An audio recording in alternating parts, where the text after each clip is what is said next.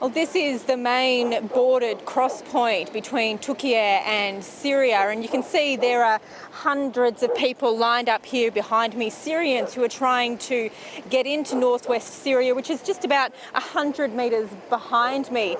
They're here because their lives in Turkey have been decimated. Their homes are destroyed, collapsed or so badly damaged they'll need to be demolished. Their livelihoods are gone. They have nowhere to work, they have no money, no food, no possessions.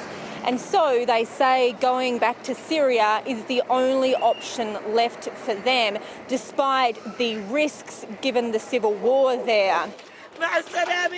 One other thing we've been seeing here today is the bodies of people who have been killed in this devastating earthquake being brought here to the border. These are people who have died here in Turkey, but their families want them to be buried in Syria. And so they come here to the border.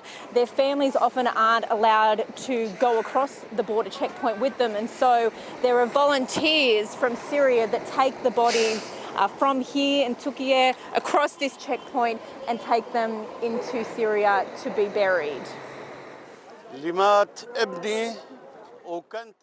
My son, my daughter-in-law and their 4 children all died. The entire family under the rubble. We've been waiting for 10 days to get our beloved ones' bodies out of the rubble. The bulldozer only got them out today. This is also the main checkpoint for UN aid to come through. There's been a steady flow of aid that has been trickling through here over the last few days, but we know from people on the ground in Syria that it's just not enough. They desperately need food, water and shelter. Entire towns there have no electricity, no running water.